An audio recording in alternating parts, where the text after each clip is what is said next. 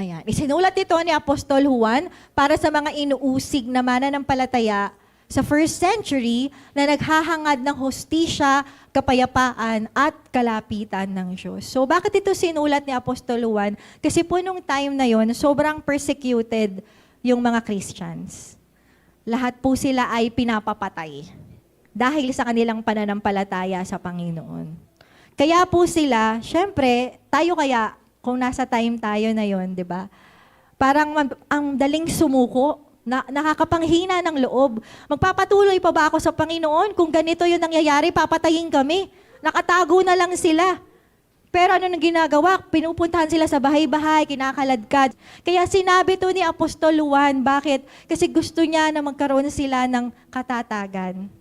Na kahit na dumanas kayo ng ganyan, sa Revelations, mababasa mo yung mangkok ng puot ng Diyos, 7 trumpeta, 7 selyo, ang tindi ng mga mangyayari. Pero yung Revelations 21, 22, ano yung ending? Sa langit kasama ang Panginoon, wala nang sumpa, walang luha, walang kahirapan. Yun yung ending. Kaya sinasabi ni Apostol Juan, maging matatag kayo. Ito yung ending. No more distance. Wala nang kasalanan, wala nang kamatayan ang makakapaghiwalay sa atin sa Panginoon. Amen po. At ito rin yung sinasabi niya sa atin ngayon. Bakit? Sa mga nangyayari ngayon sa balita, ano yung mapapansin nyo? Bumabalik na naman ang persecution. Or siguro, meron ng persecution pero mas lumalawak. Tama? Sa ibang bansa, pinapatay talaga ang mga Kristiyano.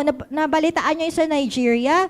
Di ba po? Sa Israel, mga hostages, mga Christian, lahat ng yun nangyayari. Dito sa Philippines, medyo mababaw lang.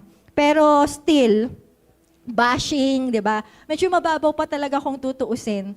Kaya kung yung mga bashing lang kinatatakutan natin, paano pa pag dumating sa ganito? Amen po. Kung ayaw nating maghayo kasi natatakot tayong ma-reject, natatakot tayong mapahiya, natatakot tayo na masabihan na hindi ka marunong, wala kang alam, babae ka pa naman, walang babaeng nangangaral. Kung yung mga ganun kinatatakutan natin, paano pagka tinutukan na tayo, tatwa mo si Jesus Christ? Tingin ba natin masasabi natin, hindi ko tatatwa si Jesus. Yun lang nahihiya tayo sa ibang tao, natatatwa na natin siya. Amen po ba? Yun lang hindi tayo makatanggi sa alok ng alak, sa alok ng bisyo dahil nahihiya tayo sa mga kumparet kumari natin. Tama po, yung nagsisinungaling tayo kasi gusto natin maganda yung image natin sa iba. Diba? Nag-hide tayo behind pride. Tama po, nag-hide tayo. Meron tayong sariling maskara sa harap ng mga tao. Gusto natin kamukha natin sila. Para hindi tayo OP, para hindi tayo KJ. Tama po, ginagawa natin yun kasi nahihiya tayo sa ibang tao. Paano po pag dumating to?